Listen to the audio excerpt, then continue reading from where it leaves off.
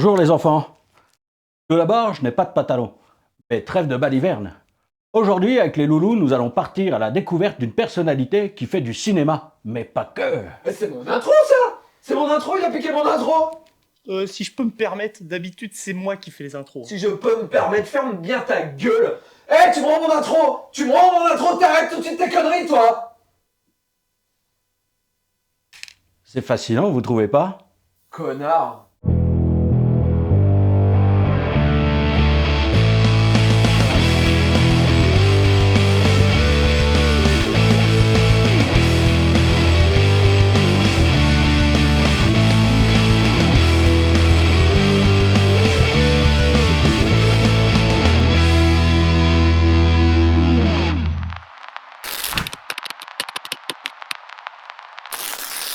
Bonjour à tous.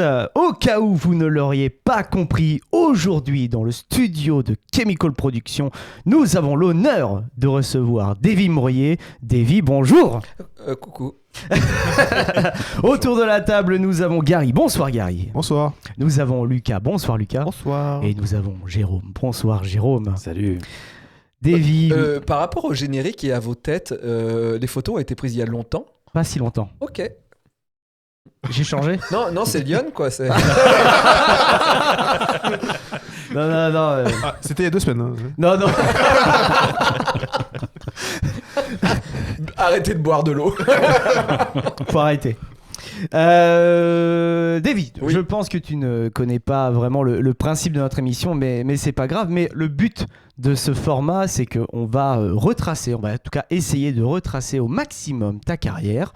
Et vous allez voir, les amis, il y a énormément de sujets à balayer pour Davy, parce que tu as fait beaucoup de choses. Et mon père, en plus, était boueur. Donc, du coup, Ça vous pouvez balaye sec, balayer quoi. depuis très longtemps. Quoi. Ouais, Voilà. finalement. Ouais, finalement. De père en fils. Ouais. Exactement. Et donc, à travers ce voyage, on va s'arrêter sur des dates clés.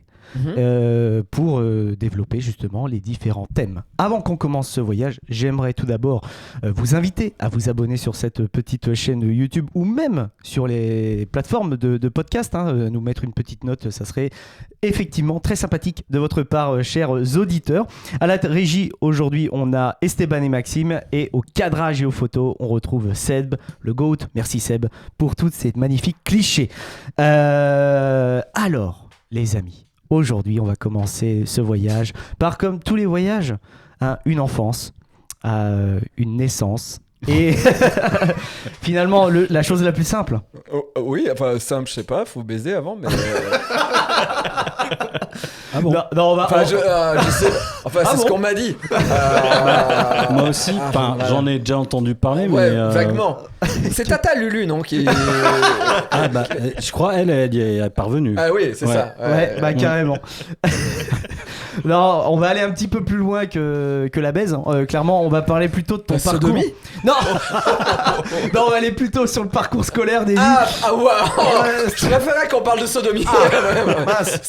C'est un peu équivalent dans ma vie, parcours scolaire. Ouais, Et pardon. sodomie. Ouais. Ouais, comme beaucoup de monde, Ouais. je pense. Ah, c'est un peu douloureux, quoi. Ouais, carrément. Un peu dur. Non, en fait, avant de parler de ton parcours scolaire, on va bien sûr évoquer un petit peu tes différentes casquettes. Même si tu as rouge tu as- avec une étoile jaune. Exactement. Mais j'ai trouvé sur internet comme quoi tu es acteur, scénariste, réalisateur, graphiste, parolier, animateur de télévision, auteur de bande dessinée. T'es allé sur Wiki, quoi. Non, vraiment, c'est sur le site de Delcourt en plus. Ah ouais. Oui, t'as une. Bah, ils sont allés sur Wiki. Ah bah. Ben voilà. Ouais. Mais Oui, d'accord. et ça fait quand même énormément de casquettes. Quel genre de Oui, mais c'est parcours- pas tout en même temps. Ah ouais, bah non, j'espère C'est bien. à des Comme années... le sexe. J'ai quand même un âge avancé. Et du coup, c'est des trucs que j'ai fait à différents moments de ma vie. Actuellement, je suis pas tout ça. Hein. Là, par exemple, je suis assis. Oui, c'est vrai. C'est vrai. Voilà. C'est déjà bien. Et alors, C'est déjà super. Voilà. Et qu'est-ce qui t'a amené à faire tout ça, ton parcours scolaire? Est-ce que tu as fait des études dans l'artistique ou pas du tout? Oui. Moyennement, j'ai fait des études de dessinateur maquettiste. Bon, alors, à la base, j'ai fait des études comme tout le monde, c'est-à-dire primaire, collège. Ouais. Après le collège, c'était vraiment déjà la cata en termes de notes et d'envie. en termes de scolaire. Ouais, Du coup, moi, je voulais faire auteur de bande dessinée depuis le CP. ok. Donc, c'était vraiment mon métier, c'était auteur de bande dessinée. Sauf que on m'a dit que j'avais trop de mauvaises notes pour être dans une école publique d'art. Et mes parents gagnaient pas assez d'argent pour pouvoir me payer une école d'art privée. Ok. Donc, ça a été un peu la galère. Ma mère a dû prendre un travail. Et parce que quand on s'est rendu compte que mes notes étaient tellement à chier que je pouvais pas faire d'école publique. Et je suis allé dans une école privée à Lyon qui s'appelle l'école de Condé, où j'ai fait dessinateur maquettiste. Parce que la bande dessinée, déjà, on m'avait refusé dans toutes les écoles gratuites. J'avais raté tous les concours. Ça, c'est ma vie, rater tous les concours, à peu près. Et après, du coup, on m'a dit, mais la bande dessinée, il n'y a pas d'avenir, il y a des chances que tu fasses pas ça. Donc, sois graphiste. Ce qu'il faut pas du tout faire aujourd'hui à cause des IA, mais à l'époque, ça n'existait pas les IA. D'ailleurs, à l'époque, même, on n'apprenait même pas à faire du graphisme sur un ordinateur. Ok, vous dessinez. Ouais, c'était, par exemple, j'ai appris à faire des alphabets au tire-ligne. Le tire-ligne, c'est un outil du diable, du démon, où tu mets une goutte de peinture en suspension entre deux lamelles de métal pour dessiner avec. Donc, une fois sur 3, tu as la goutte qui tombe sur ta feuille et tu es obligé de tout refaire. Et quand tu fais un alphabet, il y a beaucoup de lettres. À peu près 26, je crois, c'est ça. Et du coup, il y a toujours, quand tu arrives au V ou au W, une goutte qui arrive et tu es obligé de te retaper le truc sur format grand aigle et tu as envie de mourir. Oui. Voilà. Donc j'ai fait ça pendant 3 ans, ça coûtait trop d'argent. Mes parents ont payé et j'ai raté. Et après, j'ai dit fini l'école et après, j'ai fait 2 ans d'année sabbatique. Ok. Voilà. Où j'ai dit que j'apprendrais tout seul. Par contre, ça, j'ai fait. C'est-à-dire que j'ai dessiné, j'ai appris Photoshop tout seul, j'ai fait des cours de théâtre à Annonay en Ardèche. Bon, c'était des trucs amateurs, tu vois, mais je suis monté sur scène, j'ai fait un peu d'impro, des trucs comme ça. Voilà. J'ai plus appris tout seul. Ouais. Un vrai autodidacte, quoi. Oui, parce que les gens, c'est chiant. Donc, du coup, être autodidacte, c'est se démerder sans être obligé d'avoir des rapports humains. Ouais. Voilà. Bah, c'est dommage, on a un podcast où on est 5 autour de la table. Oui, non, mais On va peut-être y aller, du je suis coup. pas encore en crise d'angoisse. Hein, Ah ouais, ça va. Si je bave, par contre, là. Ah oui, on appellera les secours. On aérera. Ouais. Et, absolument. Alors, justement, dans les débuts pro, j'ai vu que tu avais été chez Kazé. Alors, début à Paris. Ouais, Début à Paris, donc c'est en montant à Paris. 2004. C'est-à-dire que en gros, on va dire, parce que t'as dit on commence à la naissance, mais on n'a pas commencé à la naissance, mais Non, la naissance c'est dans les années 70. Donc j'aurais pu voir Star Wars au cinéma, même si le premier truc que j'ai vu au cinéma c'est La Flûte à six Schtroumpfs. Tu l'as ce film, Lucas? Non, C'est du le tout. premier film Absolument des pas. Schtroumpfs au cinéma. Ok. Début 80. Voilà. Il y a Joanne et Pierre-Louis dedans, voilà. Bon, bref, c'est pas hyper intéressant. Non, et puis du coup, oui, je suis parti à Lyon dans les années début 90. Et donc, j'ai fini mes études autour de 96. Ok. Voilà, donc on est vraiment dans le passé. Après, j'ai été pion. Après, j'ai été fonctionnaire pendant 5 ans où j'étais graphiste. Et c'est là où j'ai appris, en fait. J'ai appris avec un gars et lui, il m'a vraiment appris Photoshop et le montage vidéo. Et en faisant tous ces trucs-là, ça a fait que j'ai commencé à voir Alex Pilote qui faisait des films sur Game One amateur. Là, on a eu l'idée de faire des films comme lui amateur, mais en copiant plus les nuls et les inconnus. Et de là, je suis allé dans des conventions. Donc, vraiment, les conventions de fin 90. Donc, cartooniste, et puis des trucs à Lyon, des petits trucs à Lyon. Et c'est là où j'ai rencontré les gens qui avaient un magazine qui s'appelait Animeland. Oui, Parce qu'on avait des stands à côté. Et il se trouve que le gars à qui appartient Animeland avait Kazé. Ok. Et il a pris en stage Didier Richard qui faisait avec moi les premiers films sur Internet. Et quand je me suis fait virer de la mairie d'Annonay, que j'étais allé à Paris pour essayer d'être animateur sur Game One, où vraiment c'était pas le meilleur moment de ma vie. Voilà, ça s'est très mal passé. À ce moment-là, il y a quelqu'un qui partait de Kazé. Lui, il était en stage là-bas. Donc Didier me dit, il cherche quelqu'un. Il fallait que je reste un jour de plus, mais j'avais pas d'argent. Du coup, un gars que j'avais rencontré dans un festival en 2000 qui s'appelait Monsieur Poulpe m'avait dit, si tu veux dormir chez quelqu'un à Paris, tu peux dormir chez moi. Donc j'appelle ce gars que je connaissais pas beaucoup. Donc j'ai dormi chez Poulpe pour le lendemain aller passer mon entretien d'embauche chez Kazé parce que Didier était en stage. Et je suis arrivé, j'avais rien, j'avais pas de CV, j'avais que dalle parce que je venais pas pour ça. Et le gars m'a dit, est-ce que tu sais faire C'était pour faire de l'authoring de DVD, donc des menus DVD. Ok. Il m'a dit, tu sais faire? J'ai dit non, mais je pense que je saurais. Il m'a dit, t'as déjà fait une jaquette de DVD? Je dis non, mais je pense que je saurais. Il m'a dit quoi après? Me faire une bande-annonce? Je fais non, mais je pense que je saurais. Il m'a dit, je t'embauche. Et je lui ai dit, d'accord, mais moi, si je viens à Paris, c'est pour après travailler à la télévision. Donc si un jour j'ai un travail à la télévision, je m'en vais. Il y a eu un blanc, il m'a fait d'accord. Et j'ai fait d'accord. Mais, Voilà. mais le pire, c'est que t'es monté chez Kazé, t'as fini directeur artistique. Ouais, et quand No Life a commencé à marcher un peu, je lui ai dit M'en vais. je m'en vais parce que je vais bosser à la télévision. Il m'a dit tu m'avais prévenu. J'ai fait ok. Non, mais incroyable. C'est juste clair. Bah oui, non, mais c'est clair, c'est limpide, mais quand même, tu vois, parce que je veux dire, tu pars de base sur un projet que t'as peut-être pas envie, ou même que t'as même pas pensé. Ah non, T'arrives directeur artistique. Et je savais pas faire de l'authoring, j'ai appris sur place. J'avais pas faire de jaquette de DVD, j'ai appris sur place avec les autres graphistes qui étaient là. Et sauf que j'aime bien les plannings. En fait, c'est ce qui, dans le milieu de l'humour, souvent, on a vraiment des gens qui sont un peu à la cool. Beaucoup trop à la cool pour moi. Moi, je suis un nerveux et en plus, moi, j'aime bien les plannings. Dans mon agenda, j'ai écrit tout. Même la caisse de mon chat, j'ai changé la caisse de mon chat, j'écris tout. Et même, j'écris des trucs d'hier. Ça n'a plus de sens.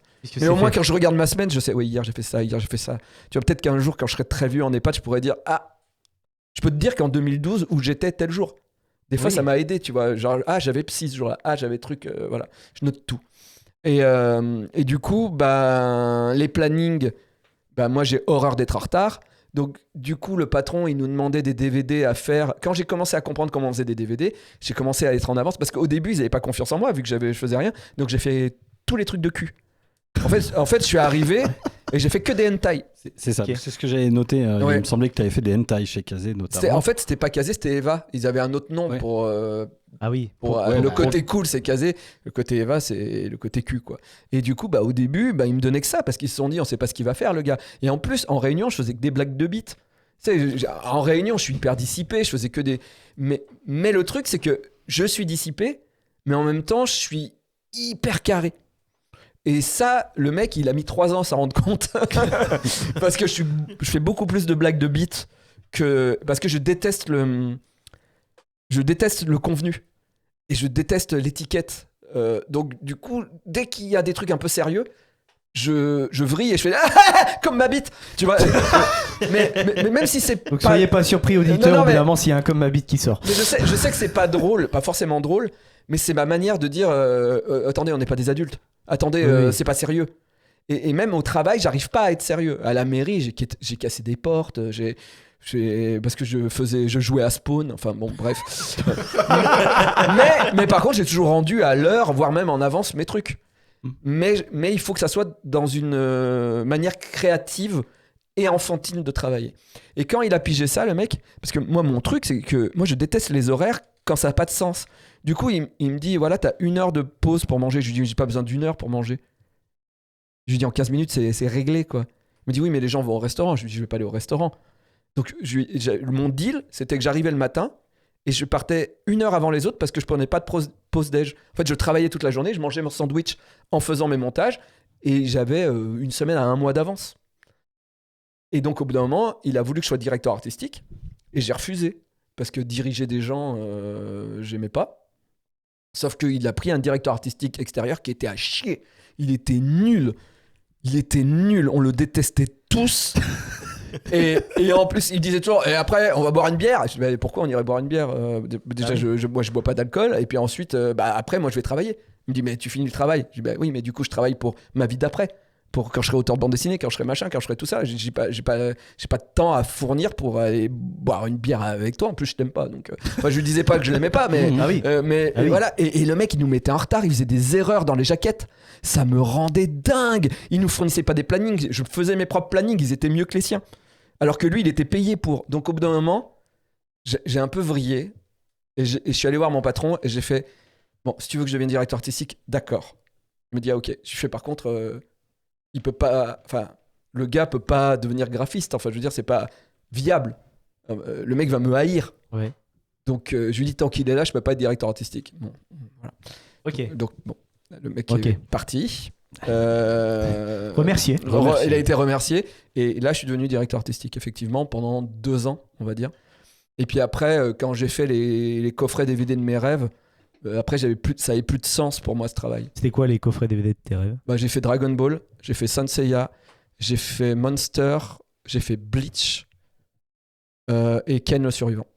Ah ouais, c'est Voilà. magnifique. Oh, c'est que des petits trucs, quoi. Ouais, non, mais C'était oui. AB, vu qu'ils savaient que leur graphiste était nul, ils demandaient à Kazé de faire les coffrets ok. DVD. Donc tous les coffrets collector de 2004-2005 de AB, c'était moi, quoi. Et là, après, j'ai fait... puis en plus, ça avait plus de sens parce que No Life avait commencé à se lancer et j'avais plus envie, quoi. Enfin, moi, mon truc, c'était... À 18h, je me barrais et j'allais jusqu'à minuit, 1h du matin dans les locaux de No Life pour faire l'autre vie, quoi. Ouais, l'autre vie. L'autre vie. Et justement, l'autre vie, avant d'être sur No Life, en fait, c'est parce qu'en 2000, tu vas créer. En 2000, ouais.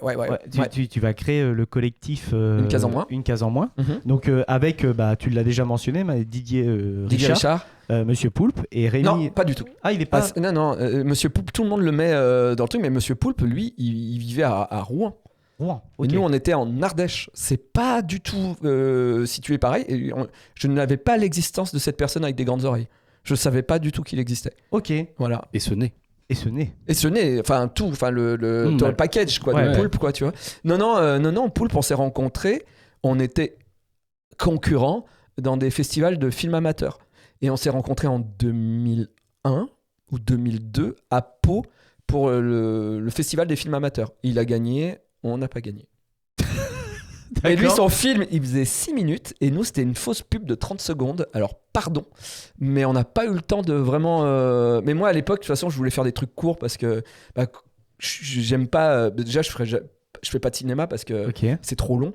J'ai besoin de faire plein de choses. Donc, du coup, les petits sketchs, les petits trucs, c'est très bien. Voilà.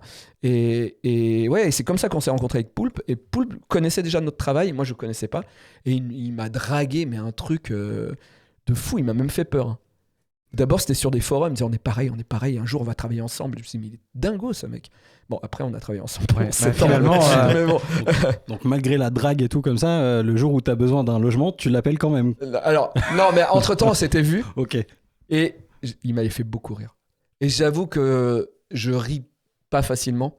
Et je me suis dit, putain, il arrive à me faire rire. Ok. Et à, Ok. à moitié dans son lit, quoi. Oui. Ok.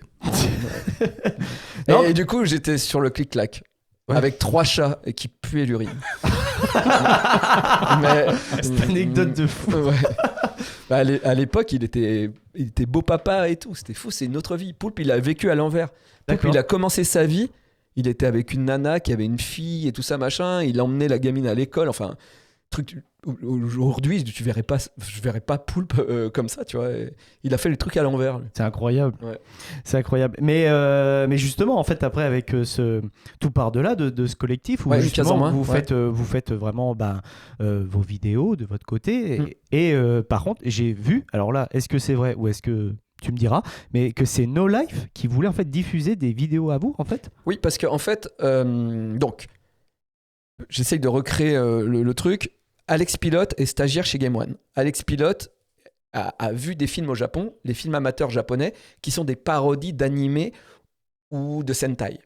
Lui, il refait ça en France, avec Bitoman. Moi, je vais à Cartoonist Toulon, en 97, comme ça, parce que j'ai lu dans Animeland, il y avait ce truc chelou qui parlait des dessins animés. Je me retrouve là-bas, et à un moment, je rentre dans une salle, il y a Bitoman qui est diffusé, et je vois plein de gens dans la salle qui chantent, avec le truc et tout ça, avec des mecs qui font les débiles déguisés en Albator ou en Goldorak ou un truc comme ça. Et là, j'ai fait ok, moi je veux faire ça. Je veux faire ça. Mais moi, mon rêve d'origine, c'était être auteur de bande dessinée. Sauf que entre-temps, il y avait eu Les Nuls et les Inconnus et je savais plus trop quoi choisir entre la bande dessinée et Les Nuls et les Inconnus. Et il se trouve qu'en fin 90-2000, il y a un éditeur très nul qui m'a très mal parlé, qui m'a dit que je dessinais comme une merde et que j'y arriverais jamais. Et donc en 2000, je me suis dit ok, je serai jamais auteur de bande dessinée, donc j'arrête le dessin et je mets tout dans la vidéo. Donc de là, vu que je suis à la mairie, ce que je vous disais tout à l'heure, j'ai du temps. et même du temps pour apprendre le montage que j'apprends à la mairie, que je fais à la mairie, et je participe à tous les concours de France en un an qu'il y a eu sur tous les films. Tous les week-ends, on tournait un film. Ça fait que on avait à peu près 100 films de films de 30 secondes à 5 minutes, quoi. Avec certains films qui faisaient 30 minutes, l'été, on se faisait un long film. Voilà. Et Alex Pilote était souvent dans ces genres de concours, était venu à Cartoonist, et on l'avait rencontré. Moi, j'étais un peu fan de son travail et tout ça. Et il savait qu'on avait plein de films. Et quand, 7 ans plus tard, il lance No Life, moi, entre-temps, je bossais pour les films à la maison de Canal, puisque c'est les premiers à avoir diffusé nos films amateurs, parce que ça leur faisait des trucs gratuits et du programme français sur Canal+, et c'était malin, juste avant le porno. Donc j'avais pas mal de films qui sont passés avant le porno du samedi soir sur Canal. Et de là, Alex Pilote me dit, on va lancer une chaîne, mais nous, on n'a pas d'argent, et vous avez 100 films. Est-ce que ça vous dirait d'accepter qu'on diffuse gratuitement vos films pour nous faire du programme? Sauf que moi, le mec, il me dit, il va créer une chaîne de télé et je peux faire ce que je veux. Je lui dis, non, mais moi, je te crée du programme gratuit. Hein, mais... Et il me dit, non, mais tu vas pas faire des trucs. Je fais, non, moi, je fais des trucs. Et c'est là où je lui dis, on va te faire une série. Et c'est là où, après, j'ai vu Didier et Poulpe et je leur ai dit, on va faire une série. Alors, quoi, on savait pas. Mais c'est devenu Nerds. Voilà. Et Alex, à aucun moment, ne se doutait qu'on allait lui faire un truc feuilletonnant toutes les semaines. Même nous, on ne savait pas. Voilà. Et finalement, je crois qu'il a diffusé peut-être 2-3 films d'une case en moins, mais je lui ai tellement fourni de programmes. Je suis arrivé, j'ai fait, je veux faire une émission sur la BD. On a fait Road Strip. Je lui ai dit, et là, par contre, là où je lui ai fait chier, c'est que je voulais être animateur. Mon rêve, c'était d'animer. Et je lui ai dit, je veux être animateur, je veux être animateur. Et à la base, 101%, l'émission phare de la chaîne, devait être animée par Benoît et pas par moi. C'est juste que je l'ai saoulé. Et au final, j'ai co-animé. Et même jusqu'à la fin, j'étais l'animateur principal, on va dire, de No Life jusqu'en 2017, quoi. Ouais, une figure emblématique de No Life. Mais justement, comme tu l'as plus ou moins bien expliqué, je pense, pour l'histoire de No Life, mais GG, c'est vraiment un mordu de nerds. Oui, bah, moi Parce que sinon, tu portes pas de peignoir en général. Oui, sinon je porte pas. Ah non, en plus, je déteste les peignoirs. Ah ouais, ok. Voilà, c'est un copain qui me l'avait fait justement entre 2 saisons, etc., pour mon anniversaire. J'ai même participé à sa conception parce que, bah, évidemment, le jour J, il l'avait pas terminé, alors je lui ai filé un coup de main. Ok. Donc, c'est pour ça que du coup, je me suis permis, on a mis mon logo de l'époque et tout ça dans le dos. Bref, et ouais. Enfin, franchement, moi, Nerds, j'ai adoré cette période-là. No Life, je matais ça, du coup, donc c'était la super période où je faisais mes études sup, que j'étais en coloc avec mon frangin, etc. Donc il y avait un peu cette vibe de flemme aussi qui traînait dans l'appartement, les boîtes de pizza sur la table basse, etc. Et voilà, enfin, j'ai fait découvrir ça à des potes, donc je salue les collabos qui se sont... C'est la bonne période. Bah oui, c'est la bonne période. Alors, il y a 2 ans, on n'aurait pas pu. Maintenant, Bah oui, non, mais c'est pour ça, il faut tu les vois. réhabiliter, les Mais collabos. c'est pour ça, tu ils vois, avaient juste envie de survivre, Moi, finalement. je Bah me oui. lâche là, tu vois. Enfin, c'est pour qu'est-ce ça. que c'est que ça? C'est le moment. Non, mais du coup, enfin voilà. Merci pour Nerds parce que ça a nourri du coup nos discussions, ça nourrit encore nos discussions parce que ça a fleuri notre langage avec des mots comme la kick, aller poser un Boba Fett, comment le faire passer par l'œil de Sauron, enfin je sais pas, moi il y en a tellement quoi. Le loup est rentré, il s'est pas lavé. Voilà, enfin, voilà, il y en a un qui rentre des courses, c'est bon, t'as le droit à ça quand il se plante, etc. Tu vois. Et merci aussi pour cette merveilleuse réplique que Maïlis balance à Didier. Mais enfin, Jérôme, tout le monde sait que t'es puceau. Comment il y a aucun mystère là-dessus, quoi. Voilà, je me la suis pris dans la tête. Je sais pas combien de fois. Jérôme, on le sait, quoi, c'est bon. Donc, bref, voilà. Ah oui, c'est vrai que tu t'appelles Jérôme. Mais oui, vu que je bien m'appelle sûr. Jérôme, du coup, il y a. Voilà. Je crois qu'une de mes vannes préférées dans Nerds, c'est Jérôme qui dit à Dark, quand il va aller coucher avec Caroline, je vais aller faire un shampoing à ton fils. Oui. Parce qu'elle est enceinte de Parce lui. qu'elle est enceinte de lui. Voilà. Vraiment, quand j'ai entendu cette phrase, j'ai fait waouh. Ah oui. Non, mais il y a des blagues violentes. hein. Ouais. Mais pour vous montrer un petit peu ce que c'était, Nerds, on a prévu un petit extrait, justement, Oui. la petite prod. Ok, au mois prochain. Ciao. Bah alors, vous allez où les loulous? Bah on est en mars. En mars, y a pas Nerds. Nerds, ça reprend le 3 avril sur No Life. Salut Davy. Salut. Dans un mois. Ciao. Dis donc Dark, t'as vu comme je suis forte maintenant à la Wii? Malice, faut que tu rentres chez toi. Hein? Merci, t'es gentil. Casse-toi. C'est mon salon. Kamayuka! Kamayuka. Ah, Kamayuka, c'est elle. Hein. Mais oui. Vraiment, génial. sur le tournage, quand elle comprenait rien au truc de geek, et donc du coup, c'est une vraie comédienne et tout. Et quand on disait Kamehameha, elle nous a dit Kamayuka. Et je fais putain. Ah putain, Kamayuka, c'est trop bien. Mais c'était une autre époque, hein. C'était l'époque émergente des web-séries. Hein, Ouais, on était parmi les premières web-séries. Ouais. Mhm. Ouais. Et il y en a, Il y en a eu énormément qui a découlé hein, pour c'est les ça, auditeurs. entre la Flanders Company, le Visiteur du futur. Et oui, non mais ça c'est extraordinaire. La théorie des balls. Enfin.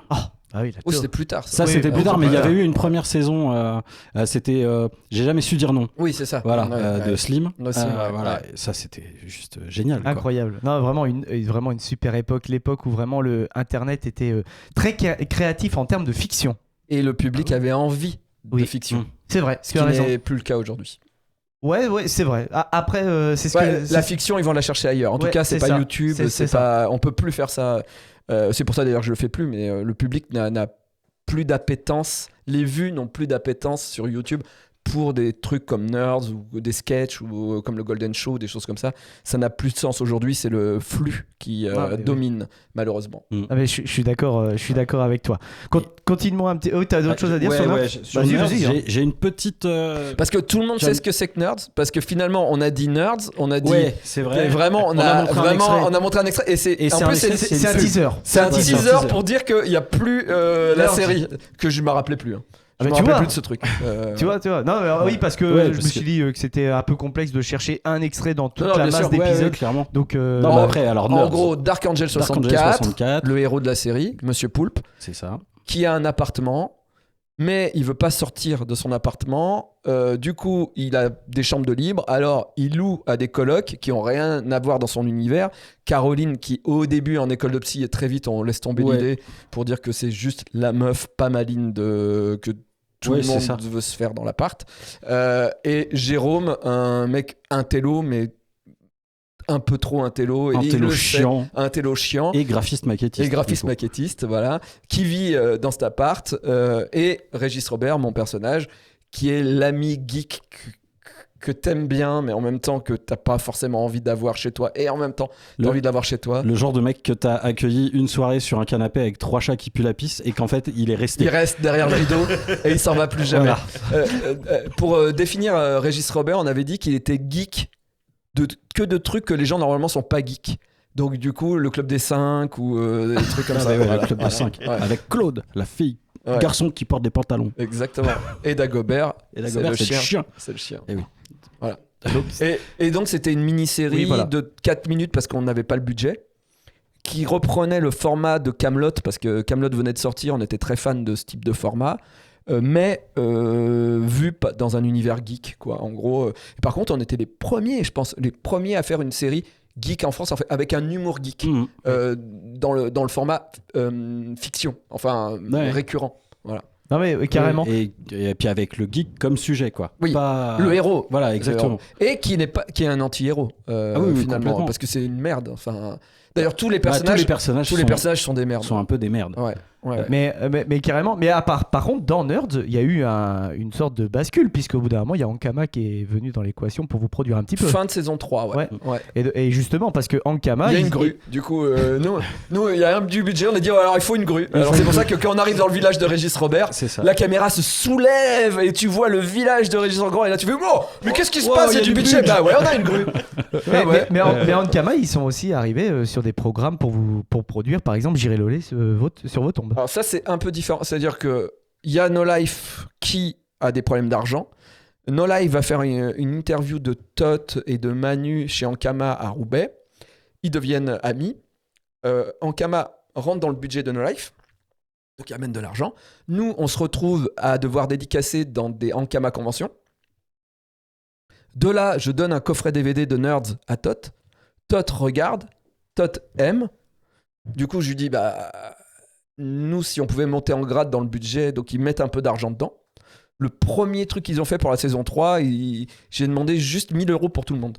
Parce que vu que tout le monde bossait gratuitement depuis presque 3 ans, et qu'on pouvait pas demander non plus des sommes folles, j'ai dit tout le monde, de la sondière en passant par le cadreur et en arrivant à Monsieur Poulpe, on a tous 1 000 €. Et ce qu'ils ont accepté, mais on a mis un peu d'argent dans la grue, voilà, et ils ont payé les billets de train pour qu'on puisse voyager, tout ça. Et voilà. Et la saison 4, par contre, a été budgétisée pour... Bon, on a eu 50 000 balles pour faire 26 épisodes. Alors c'est une somme déjà quand même, 50 C'est 000 une €. somme. Mais quand on fait de la fiction, c'est rien. Ouais, on n'a pas eu... voilà. Je pense qu'au final, nous, on a été rémunérés à peu près la même chose, 1000, 1005, tu vois, au final. Tout le monde aussi. Parce que sur Nerds, je voulais qu'on soit communiste. Oui, tout le monde a la même enseigne. Ouais, parce que on en a tous chié, voilà, on méritait tous la même somme, quoi. Pas de différence. Et puis voilà, et puis après on est parti sur d'autres aventures avec après Nerds et Ankama. On a quitté No Life et Ankama nous ont soutenus. Donc ils nous ont acheté J'irai Lolé sur vos tombes, qui était diffusé sur No Life aussi, mais on n'était que chez Ankama à ce moment-là. Et moi-même je suis devenu animateur pour Ankama les mercredis pour Dofus et Wakfu. J'ai même avec Poulpe on a coécrit des épisodes de Wakfu d'ailleurs. Ok. 2, pas beaucoup, mais de la saison 2. J'ai aidé à créer des personnages, voilà, dans la série. Et puis voilà, et puis jusqu'au Golden Show, quoi. Oui, parce que Ankama est aussi partenaire du Golden Show. Qui voulait pas d'ailleurs. Et il voulait pas. Non. C'est le pitch quand tu leur as expliqué le Golden Show, le fait que c'était une émission à sketch et que ça allait reporter, que ça allait coûter pas mal d'argent peut-être. Ah non, ça leur a rien coûté parce qu'ils voulaient pas. Mais en fait, en gros, le deal qu'on avait avec Ankama, c'est qu'on avait les bureaux gratuitement, les sous-sols de leurs bureaux où avait No Life gratos, et ils nous payaient 1 pige par semaine, le vendredi. C'est quand on tournait J'irai Lolé sur vos tombes. Mais vu que en intermittent du spectacle, 1 pige tous les vendredis, ça nous permettait d'avoir nos heures, en fait, le reste du temps, c'était l'intermittence qui nous payait. Donc, en fait, on était intermittent du spectacle que pour Ankama, que pour J'irai Lolé sur vos tombes. Sauf qu'au bout d'un moment, on recevait des gens talentueux qui faisaient plein de trucs bien, 10 minutes à perdre, etc., qui continuaient à faire des sketchs. Et nous, on arrivait à la fin de Nerds, on n'avait plus de sketchs. Et du coup, avec Poulpe, on était hyper frustrés. On recevait des gens qui faisaient des blagues, et nous, on pouvait faire des blagues que dans J'irai Lolé. Donc, à un moment, on a dit à Ankama, on voudrait faire un truc, ça serait un petit peu comme aux États-Unis ou comme Les Nuls l'émission, on ferait des sketchs et tout. Ils ont fait non. En fait, mais si, quand même. Ils ont fait non vraiment, non. D'accord. Et si on le faisait quand même, en fait, genre, vous nous payez J'irai Lolé sur vos tombes et un J'irai Lolé sur vos tombes par mois, on le fait pas et on fait une émission avec des sketchs. Ça nous coûte combien ? Rien de plus. Juste, vous continuez à nous payer normal. Et il a fait OK. Toi, t'as fait OK. Et du coup, on a tourné le Golden comme ça, sans budget. En fait, juste avec notre paye. Et quand il fallait des costumes, on se démerdait. On utilisait que les locaux. Voilà. Par contre, quand ça a commencé à marcher assez rapidement, on a eu besoin de prendre quelqu'un, donc on a pris Vanessa Brias qui est venue nous aider pour la prod parce qu'on n'y arrivait plus. Et de là, on a commencé à avoir des costumes. Mais Tot n'a regardé le Golden Show qu'au 4e épisode. Ok, très intéressant, en vrai, c'est fou. Et parce que je l'ai croisé sur Wakfu, on jouait dans Wakfu, je l'ai croisé, on a fait un combat ensemble, et dans le chat de Wakfu, je lui dis, t'as vu le dernier Golden Show ? Il me fait, je regarde pas. Je lui dis, mais mec, tu nous produis. Et il a regardé, et de là, on a dû retirer un sketch. Ah. René la tepu, il m'a dit non. Il m'a dit non, il y a des enfants. On a fait ok. Là, non, il est génial celui-là. Mais pour vous expliquer un petit peu ce que c'est le Golden Show, donc parce que c'était la dinguerie, c'était vraiment une effervescence sur Internet, parce que vous avez reçu énormément de monde pour ces sketchs. Je vous ai prévu un petit extrait, c'est le dernier teaser que vous avez sorti du Golden Show. Ok. Vous aimez les blagues ? Vous aimez la pilosité en Europe ? Vous aimez la poterie ? Vous aimez les pliures du genou ? Alors si vous aimez tout ça, rendez-vous dans le Golden Show 9. Make it rain ! Ouais. 25 minutes de rire et 1 minute de breakdance sur... Wild Wild. La minute de breakdance, on pense à Maxime. Oui, petite pensée à Max. Ouais, on a relancé la mode des sketch shows. De ouf.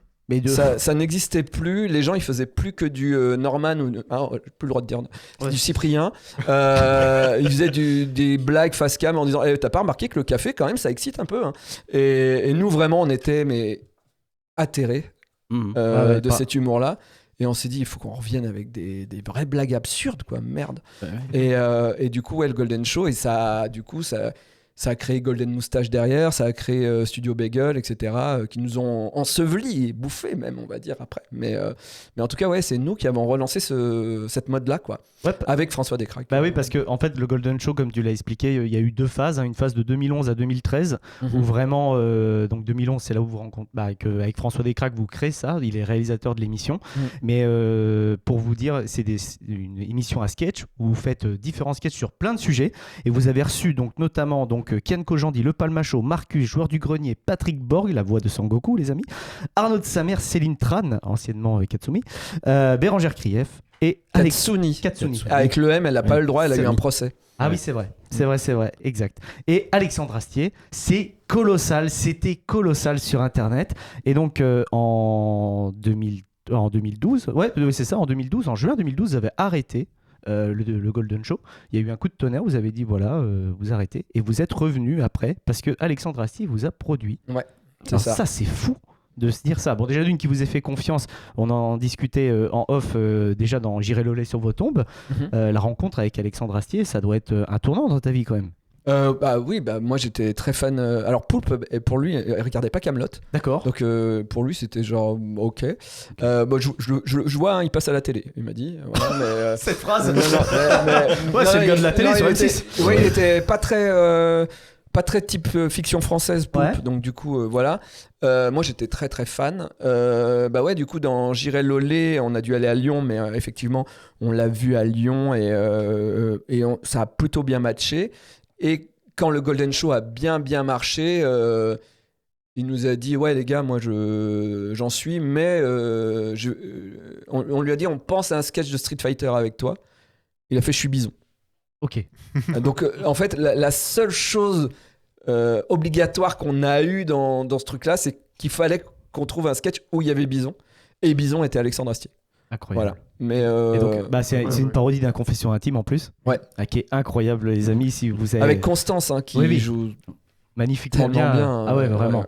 Ouais. Et donc là, dans cette période-là, on est aux alentours de 2012. Hein, et comme on l'a dit, hein, c'était une autre époque. Les conventions battaient son plein. Ouais. La Japan Expo, Comic-Con. Ouais. Mais des vies, certes... J'ai voulu te faire une surprise avec l'album des To Be Free qu'on n'a pas réussi à avoir. On remercie le monsieur de Lille, bien entendu. Mais j'ai une autre surprise pour toi, parce que on a déjà partagé la même scène tous les deux. Ah bon ? Eh oui. C'était en 2012 et on a un extrait. Le point commun entre Mario et Mickey. Ils ont tous les deux un slip rouge avec 2 points jaunes. Oui, ils sont italiens. Hein ? Ils sont italiens. Non, c'est pas italien. Non, Mario Bros, Mickey Mouse. Oui. C'est moi. Ah ouais, t'as des cheveux là. Mario Bros, Mickey Mouse. Ok, c'était quoi ? Ils ont la même longueur de Mario Bros, Mickey Mouse. Représente la fin de Poudlard. Ce qu'il fait là, Simon ? C'était le Shogi Quiz. Voilà, alors pour t'expliquer, tu te souviens qu'il y a eu une rupture hein, dans HeroCorp à la fin de la saison 2 et le Comic-Con, ils avaient organisé ça. En fait, un quiz animé par Simon Astier. Il fallait en fait envoyer une vidéo de présentation qu'on avait fait avec mes 2 amis, donc Erwan et Alban, qui sont en fait dans l'équipe de Poulpe. Donc, on était l'équipe Harry Potter et toi, tu étais l'équipe Star Wars. D'accord. Et c'était comme entre guillemets un burger quiz. Un burger quiz, voilà, à la sauce de Simon Astier. Et c'était le passage où j'ai eu mon heure de gloire, puisque lors de cette question, quel est le point commun entre Mario et Mickey, Il fallait répondre la voix de merde. Et moi, j'ai répondu Mario Bros, Mickey Mouse. Et, et Simon Assier était scié et il m'a accepté la réponse. Voilà quoi. Ok. Aucun souvenir. Je me doute. Complètement effacé de ma vie ce truc-là. Mais je me doute. Je me vois hyper tranquille en train de jouer avec un sabre laser. Et donc voilà, je me suis dit. Effacé. Et tu vois, même je dis, mais c'est Simon. Tu vois, oui. Okay. Et il y avait 4 équipes et donc 4 équipes étaient. Alors maintenant que tu le dis, j'ai l'impression de nous voir avant ou après dans une petite pièce. C'est ça. À côté, avec là où il y a des bouteilles ou des trucs comme ça. Mais le truc sur scène, aucun souvenir. Et ouais, okay. on était tous là, voilà quoi. Ok, cool. Donc c'est... Une autre vie. Une autre vie, hein, vraiment. Mais j'étais déjà chaud. Pas moi. Ouais. Mais c'était. Ça fait mal, hein. Si, quand même un peu. En fait, l'ego quand même, ça fait mal. Ouais, on sent notre virilité partir quand même. Enfin, c'est même dur. Pas la virilité, c'est le visage qui change, tu vois, je trouve. Ouais, oui. Mais surtout, sinon, oui, c'est plutôt en mode, tu te dis, bon, là, c'est quand même une époque qui révolue quand même. Et les poils de bite blancs, c'est une autre étape. Hein. Pas encore. Non, mais je te préviens, vu que je suis en avance. Merci de me spoiler. Ouais. Ah là là. J'avais une question pour vous tous. Est-ce que vous avez un sketch préféré du Golden Show? Moi, oui, moi, c'est oui. sûr. Alors. Moi, c'est le sketch avec le père Fouras. Fouras and Furious. C'est mon sketch préf. Parce qu'il est dépressif et voilà. Ah, je l'ai plus en tête celui-là, mais. Et je m'emmerde. Je m'emmerde tellement. Non, tu l'as pas? Ah non, je l'ai plus. Ok. Bon. J'ai tous vu il y a un moment et. Et le tien, c'est lequel? Moi j'en ai 2 en tête là. Il y a le premier, c'est l'Extasiste qui me fait beaucoup rire à chaque fois. Ouh là là, ouais. Alors celui-là, c'est le sketch de Poulpe. Ouais. Et vraiment, on était vraiment en réunion en général, on faisait. T'es sûr que tu veux le faire? après, on a tous eu les sketchs où les autres disaient t'es sûr que tu veux le faire? Voilà, qui était un peu dur à passer. Mais celui-là, ouais, c'est Poulpe, il l'a porté. D'accord. Voilà. Ouais, et le deuxième? C'est Poulpe qui se masturbe et il voit dans le futur quand il se masturbe. Ah oui, non mais c'est incroyable. Oui. Et le deuxième, celui avec Alexandre Assier? Qui est très marrant, c'est avec le touriste à Paris. Oui. Ah oui. Ah ouais? Ah oui. Ah putain, personne m'en parle de celui-là parce que ça c'est un sketch à moi. Ça, celui-là, il est incroyable. Mais non. Mais vous parlez l'Erasmus, oui. L'Erasmus roumain. Alors après, ça vient d'un truc à moi, mais on l'a coécrit avec. Là, par contre, on l'a coécrit avec Navo, celui-là, Poulpe et Navo. Mais celui-là, ça vient de ma petite cousine quand elle est née. Je lui faisais croire que les mots du quotidien étaient des gros mots. Genre quand elle disait placard, je faisais... Et un jour j'en ai parlé à Poulpe et de là est né le sketch de On dit que tu t'encules. C'est le nom du sketch. Oui, c'est ça. Je croyais que tu parlais du sketch où le mec il montre un plan à Paris et il écrase l'autre. Celui-là, il est incroyable. Personne m'en parle de ce sketch. Celui-là, j'en suis. Eh ben, tu vois, ce sketch-là, comme on sent l'inspiration Les Nuls. Oui. Parce que même Monty Python, moi carrément. j'étais plus Monty Python, mais quand on a demandé à la meuf de la déco de nous faire un petit bonnet péruvien, parce que il a un bonnet péruvien et donc je l'écrase et après je soulève le doigt pour qu'on comprenne que j'ai écrasé le péruvien et elle a dû fabriquer le même bonnet péruvien mais de 1 cm sur 1 quoi. Voilà, c'est là où des demandes un peu incroyables, tu vois. Moi j'en ai un, c'est le Da Vinci Code. Ouais. Qui est une folie pure. Donc, dans ce sketch, c'est. Les règles n'existent pas. C'est ça. Les règles n'existent pas. Et les femmes nous mentent depuis le début. Et je trouve que ce sketch est fou parce que ça fait trop Da Vinci Code en fait. Vraiment, c'est trop bien réalisé, quoi. J'adore. Et puis Bérangère Krief, je la trouve trop forte dans ce sketch. Bref, j'aime beaucoup Bérangère Krief. Je trouve qu'elle est très talentueuse comme femme. Et non, vraiment. Et du coup, elle est aussi dans Je dis que tu t'encules, on dit que tu t'encules. Absolument. Puis, mais après, elle avait quelques accointances avec Poulpe, donc on l'avait un petit peu facilement pour les sketchs, on va dire, à une certaine période. Oui. Voilà. Et toi, mon petit Lulu? Moi, honnêtement, je saurais pas vous en citer. Mais tu quand même. J'ai regardé. Ouais. Mais là, j'aurais pas en tête le préf. dire quoi. Et toi, GG, non? Alors, pour en avoir rematé il y a pas longtemps. Toutes les dérivations de la fenêtre. Voilà. Ça c'est Poulpe et François ils faisaient arrête avec la fenêtre. Je trouve ça génial. Et moi je leur disais non mais encore un, il faut qu'on ait un truc récurrent. Je veux un truc récurrent. Et puis il y a pas d'animation. Les gens ils ont pas l'argent. Faisons ça. Et au bout d'un moment ils m'ont dit on arrête. J'ai fait ok. Je fais tout mais on continue. Et ils me disaient ok donc je faisais le montage. Je faisais l'écriture et juste des fois je leur demandais de jouer ou de faire des voix Mais à la fin, la fenêtre, c'était que moi. Mais quel bonheur quand j'ai découvert sur YouTube que des gens avaient continué la fenêtre. J'ai tapé la fenêtre sur YouTube et il y a des fans qui ont repris la même animation, la même truc. Ils ont modifié, ils ont fait des images, ils ont fait d'autres voix. Il y a d'autres sketchs de la fenêtre qui existent. Mais incroyable. Je savais même pas ça. C'est génial. Ah ouais. Mais ouais, la fenêtre, j'ai trouvé ça. Enfin, là, on est sur de l'humour anglais bien. Ouais. Très absurde. Bien absurde, etc. Et puis sinon, il y a Dans la peau de Katsuni. Oui, bah oui. Alors, déjà, un de mes préf. j'adore aussi parce que belle ref au film Dans la peau de John Malkovich aussi, tu vois. mais surtout, moi, il y en a un autre aussi, parce que c'est celui Les symptômes inconnus. Les maladies les maladies de l'audiovisuel. Le cinéma, oui. Ouais, Avec le Golden Show. J'adore avec le Golden Show, celui-ci. Il est fou. Bref, j'avais dit du cliffhanger, c'est incroyable. C'est toi qui a dessiné le Son Goku contre Tintin?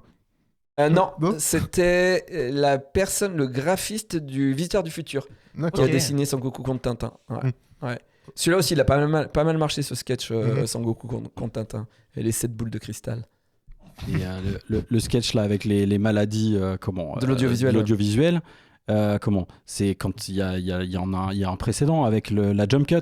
En fait, c'est le moment où tu fais la 3, je crois. Il y a 3 sketchs, je crois, autour de ce truc-là. Ouais. Il y a la jump cut avec Kian. Oui, c'est ça. Et après, avec le Palma Show, il y a la réunion. Oui, la réunion. À savoir que c'est le seul sketch qu'on n'a pas écrit. Celui-là, ouais. C'est quelqu'un qui regardait le Golden Show, qui connaissait François, et il nous a envoyé le sketch. Okay. Et le sketch était super. On l'a réécrit, on l'a retouché, et il joue dedans. Et c'est le mec flou. Ah oui, ouais. Incroyable. Ouais. Mais du coup, la jump cut, en plus avec celui-là, tu fais déjà la critique des Cyprien Like, etc. avec le fisheye. Oui. Des podcasts de l'ancienne, quoi. Alors, en vrai, c'est moi qui ai eu l'idée de ce truc-là parce que j'en avais marre de couper Poulpe, refuser d'apprendre ses textes. Et un soir, je rentrais avec mon coloc, qui était notre cadreur et monteur aussi, et je lui dis non mais il a la jump cut, quoi. Enfin, je veux dire, le mec, on est obligé de le monter parce que sinon, il y a pas le texte qui sort en entier, il apprend pas ses textes, il fait chier. Et de là, il y a eu ce truc il a la jump cut, c'est une maladie. Et on savait que Kian voulait venir, j'en parlais avec Navo, et en fait, l'idée, elle est née, j'ai proposé à Navo ce truc-là, Navo a rebondi. Et de là, après, j'ai proposé à François et Poulpe le truc. Et on l'a écrit. Et Navo a retouché un peu. Et après, on l'a proposé à Kian. Et Kian a accepté de venir. Voilà. Non, mais franchement, le Golden Show, je te l'ai dit en off. Mais pour nous, c'est. En tout cas, je sais. Peut-être moins Lulu, mais je sais que c'est vraiment. Moi, c'est un des trucs dont je suis le plus fier. Ah, mais Nerds, il est. Je ne suis pas fier de Nerds. Mais c'est un objet protéiforme, un peu sale. Aujourd'hui, l'humour de Nerds est un peu compliqué. C'est pas très 2026, on va dire, en termes de blagues. Tandis que le Golden Show, déjà, on avait un réa déjà, donc ça changeait un peu parce que Nerds, c'était Poulpe, moi, on réalisait comme... parce qu'il y avait nous, quoi. On était là, quoi. Tandis que le Golden Show, c'est quand même un peu plus léché, les sketchs sont plus intelligents ou plus débiles, mais en tout cas, c'est plus joli dans l'objet. Donc, c'est un des trucs dont je suis le plus fier dans ma vie, c'est le Golden Show, je pense. Ouais. Mais le Golden Show, c'était un vrai incubateur à talent, je trouve. Et, Flaubert, exactement. Flaubert, j'allais y venir. Flaubert, qui a découlé, déjà qui avait un des podcasts les plus écoutés en France, donc le Floodcast, mais surtout qui fait une carrière là dans le cinéma qui est hallucinante. Avec son. J'étais dans une médiathèque, je suis intervenu pour une conférence dans une médiathèque et j'avais la DVD Tech, je sais pas, en face de moi, et il y avait son film dans le bac. Et j'ai fait waouh! Je lui ai envoyé un message, je lui ai dit tu sais que le premier court-métrage qu'il a fait, c'est il a adapté ma première BD en court-métrage. Il était une fois une fille que j'ai rencontrée 2 fois. C'était nul! C'était mal monté, c'était pas bien du tout. On en a reparlé, il m'a dit ouais, c'était à chier, mais c'est le premier truc qu'il a fait, et du coup, il venait tout le temps à nos dédicaces avec Poulpe, on lui trouvait énormément de talent. Et puis surtout, c'était un fan, mais il était pas relou. C'est-à-dire qu'il savait être là, il savait être drôle, il gagnait tous nos concours. Dès qu'on faisait des concours, c'est lui qui avait la meilleure vanne. Des fois, il gagnait, puis on disait, ah putain, c'est encore Florent Bernard, putain. C'est encore Florent Bernard. Il est dans J'irai Lolé, il est dans Nerds, il est dans le Golden Show, il est là depuis, il est dans Karate Boy. En fait, il est dans toute notre vie, ce gamin. Et après Golden Moustache, tout ça, il s'est envolé. Et c'est pas fini. Ah bah non, c'est pas fini. Parce que là, il travaille pour des films aux États-Unis. Là, le Evil Dead. Evil Dead. Mais c'est incroyable. C'est quand même incroyable. Ce monde est fou. Vraiment, c'est incroyable de se dire que tu pars du Golden Show, et c'est ça la vraie force d'Internet, quoi. C'est tu pars d'une émission qui marche parce que c'est déjà super bien. C'était le Golden Short, ce qu'il faisait par rapport à vous. Ouais. Et puis maintenant, tu finis scénariste sur un film hollywoodien. Ouais. C'est une dinguerie, cette phrase est folle. Continuons un petit peu notre voyage, et justement donc en 2013, là tu vas réaliser le rêve que tu nous expliquais en début d'émission, hein, même si tu en avais déjà sorti, mais tu vas créer une bande dessinée qui va vraiment marquer le grand public, La Petite Mort. Ouais, c'est marrant, c'est quasiment les mêmes années, quoi. C'est des trucs marquants. 2012, le Golden Show, 2013, La Petite Mort en bande dessinée, avec la préface d'Alexandre Astier. Et là, tout vendu en une semaine, réimpression, tout vendu en 3 semaines, réimpression. Là, je suis à 6 ou 7 réimpressions du tome 1. C'est incroyable. La Petite Mort, c'est... et on va dire qu'il y a 2 trucs dont je suis très fier dans ma vie, c'est le Golden Show. Mais le Golden Show, c'est une œuvre à plusieurs, parce que le Golden Show n'existerait pas sans François, sans Poulpe, sans Rémi, sans Clément, sans Vanessa. C'était vraiment cette équipe, et sans Flo vers la fin. Et La Petite Mort, c'est que moi. Et donc du coup, je suis un peu fier d'avoir fait un truc tout seul aussi, quand même. Bah carrément. Et La Petite Mort, mais ça je m'y attendais pas. Mais ça date de 2009 quand même, hein. C'était d'abord sur un blog BD, parce que on m'avait dit d'arrêter de dessiner, mais j'ai pas réussi.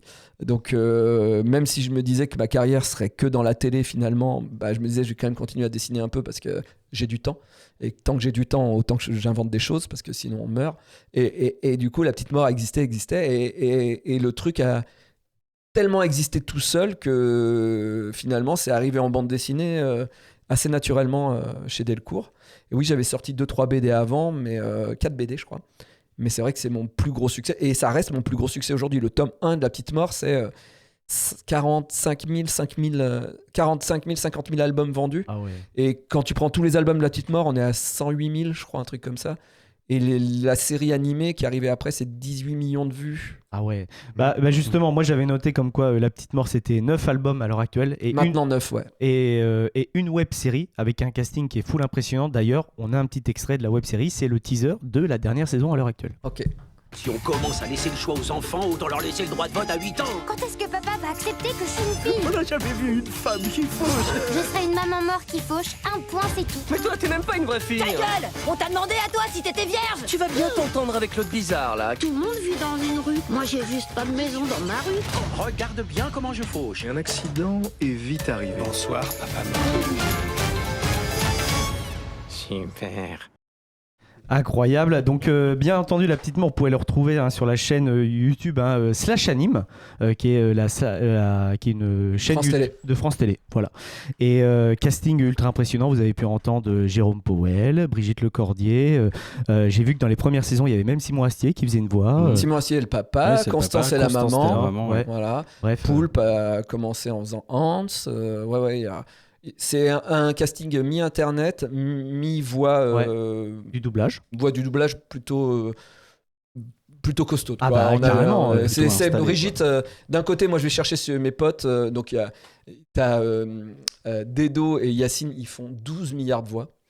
Voilà. Et sinon, t'as Brigitte Lecordier qui va me chercher plein de voix à côté très célèbres. Voilà. Ouais, il y a Casey Chase aussi qui fait pas mal de voix et qui est soit La Petite Morte, soit Ludo, et Brigitte qui est soit La Petite Mort, soit Patrick. Voilà, on a inversé les personnages, mais voilà, oui, gros casting et puis une grosse éclate parce que France Télévisions, on a de la chance, c'est que c'est l'animé le plus produit par France Télé, le plus regardé. C'est le plus gros succès YouTube de France Télévisions en termes d'animé. Donc du coup, très rapidement, ils nous ont laissé Carte blanche. Carte blanche. Et c'est vraiment, c'est une éclate parce que vraiment, je peux faire ce que je veux, quoi, quasiment ce que je veux. Je peux raconter ce que je veux. Et est-ce que tu peux nous expliquer un petit peu le processus de création justement de la série comment ça fonctionne en fait? Tu écris, tu animes Ah non, moi je sais pas faire ça, je sais pas animer. Hein. Non, la BD, en gros, la BD sort en 2013, gros succès. En plus, à l'époque, il y a le Golden Show en même temps, donc quand je dédicace, c'est... les gens ils viennent à la fois pour le Golden Show et à la fois pour la petite mort, donc du coup ça fait des queues mais à Angoulême. Mais c'est comme ça d'ailleurs, hein. Il y a un producteur qui a vu la queue à Angoulême pour moi et le gars il fait quoi le mec? On lui a dit la petite mort, il fait attendez je vais lire. Il se trouvait que ce gars produisait l'animé de je vais avoir un trou, Marion qui fait sur Arte le dessin animé Tu mourras moins bête.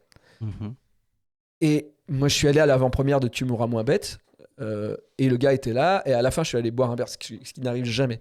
Je vais jamais boire des verres. Ça n'existe pas dans ma vie. Et là, parce que j'aime beaucoup Marion, j'y vais, donc je bois un Coca Zéro, forcément. Et le gars en face me dit c'est toi la petite mort? Je fais oui. Il y avait du monde, hein. Je fais oui. Il me fait tu voudrais faire un animé? Oui. Je fais bah oui. C'était en 2013, 2014, je dirais, c'est arrivé. Et en 2016-2017, la série arrivait. On est allé voir France Télévisions, ils ont acheté. Au début, ils n'ont pas mis un gros budget, mais voilà. Par contre, le truc fou, c'est qu'ils m'ont demandé, dès le début, ils m'ont dit tu veux que ça soit feuilletonnant ou tu veux juste que ce soit des blagues? Et en France, en animation adulte, déjà, animation adulte en France, déjà, ça n'existe pas. Et qu'on te dise, tu veux que ce soit feuilletonnant ou pas, et que tu dises, feuilletonnant, et qu'ils te fassent OK, c'est incroyable. C'est incroyable parce que les gens ne croient pas au feuilletonnant, alors que, je veux dire, la Netflix est la preuve même que le feuilletonnant, c'est ce qu'il fallait faire. Mais ils y croyaient pas, les gens, avant. Et du coup, la petite mort est feuilletonnante et ça a tout changé. Tout changé. Moi, j'ai la chance d'avoir lu les 2 premiers tomes, grâce à toi, mon petit Lulu, hein, qui me les a gentiment prêtés, où tu avais fait des merveilleuses dédicaces justement dessus. Fantastique. Ah bon. Des bits. Il y a une bite Tortue Ninja. Ah, ok. Ah ouais, attention. Et la licorne sirène. Okay. Et c'est ça que j'ai vraiment accroché à ton histoire, c'est qu'au départ, quand on commence à lire La Petite Mort, c'est très sketch. Et il y a un chapitre où tout bascule et on devient feuilletonnant. Et ça se profile sur le tome 2 et c'est incroyable. Mon petit péché mignon, je te l'ai dit en off, mais c'est vraiment quand la petite mort tue l'imaginaire. Oui, bah oui, moi aussi. J'adore. C'est mon moment où je m'amuse. C'est incroyable. La fauche de l'imaginaire, c'est mon truc préféré parce que c'est là où je peux mettre toute ma geekerie. Voilà. Mais ça moi, c'est ce qui m'avait. C'est Lewis Trondheim qui avait fait ça dans le pays des 3 sourires, je crois. Et ça m'avait scotché, c'est-à-dire que c'était des gags en 4 cases. Et en fait, au bout d'un moment, ça devient une vraie histoire. Et les personnages qui font que des gags en 4 cases se retrouvent à chercher Dieu. Okay. Et là, je me suis dit, putain, on passe d'un truc où c'est vraiment des blagues, genre quelqu'un casse la gueule derrière un fourré, à un truc métaphysique où tu cherches Dieu, quoi. Et je me suis dit, c'est génial. Et quand j'ai fait La Petite Mort, au début, c'était que des gags. Sauf qu'au bout d'un moment, tu t'emmerdes. Et donc, tu te dis, bon, bah, comment je mets une dynamique dans tout ça pour donner envie de lire? Et puis, moi, de toute façon, la dépression me rattrape toujours. Et je me dis à chaque fois, que ce soit Nerds, que ce soit le Golden Show et certains sketchs aussi, moi, dès que je peux amener les blagues à la tristesse, je le fais. Et donc, je me suis dit, ok, là, les gens, ils ont ri pendant à peu près 40, 50, 60 pages. Comment je les fais pleurer, quoi? Comment je leur donne envie de se foutre en l'air, quoi. Et ça, c'est tout ce qui fait que j'aime fabriquer La Petite Mort. C'est que La Petite Mort, c'est cet équilibre entre des blagues assez sombres et cyniques. C'est du cynisme, mais du cynisme malheureusement vrai parce que le monde est cynique. Et de la dépression. Vraiment de... Qu'est-ce qu'on fout au milieu de tout ça, tu vois? Pourquoi l'être humain est aussi nul? C'est vrai. Et c'est cet équilibre, La Petite Mort, que j'aime et que France Télé me laisse faire, quoi. Et après, du coup, à partir du moment où, au début, j'écrivais les épisodes tout seul sur les 3 premières saisons, sauf qu'à partir de la saison 4, c'est La Petite Morte. Et ça devient très féminin. Parce que déjà, dans 3 saisons, en fait, j'ai raconté mon enfance, j'ai raconté ma vie. Là, je raconte la vie de quelqu'un d'autre et je suis pas une femme. Donc, c'était un peu compliqué pour moi d'être sûr de toucher juste dans ce qu'on racontait. Donc, j'ai demandé à Adriana Soreille de venir m'aider et depuis, je coécris avec elle La Petite Morte. Et donc la saison 4 qui est sortie là, effectivement, il y a 2 ans, peut-être, je sais pas. Et là, on a fini d'écrire la saison 5. Là. Oh, ok. Trop cool. On a validé la semaine dernière les 4 premières animatiques, les 4 premiers épisodes de la saison 5, où France Télé, ils ont craqué leur slip. Je sais pas si on le dit encore cette expression. Peut-être, je sais pas. On est parti sur 20 épisodes, quoi. Ah ouais. 20 épisodes de 8 minutes, là, on a écrit pendant 7 mois, quoi. Ah ouais. Et donc nous on écrit juste et après c'est donc voilà qui réalise, enfin qui produit. Il y a toute une équipe d'animateurs qui est en plus en partie à Valence, donc c'est à côté de chez moi, ça me fait plaisir. Et à Lille, voilà parce que le réalisateur est à Lille et voilà et donc du coup ça se fabrique comme ça. Et puis par contre moi je suis là à toutes les étapes. Je valide chaque animatique, je demande de modifier pour qu'on comprenne mieux un gag ou des choses comme ça. Je demande pourquoi on a changé le texte. Je veux pas qu'on change le texte. Voilà. Jusqu'au bout. Chiant, quoi. Ouais. Des petites choses à dire sur La Petite Mort, les loulous? Non? C'est incroyable.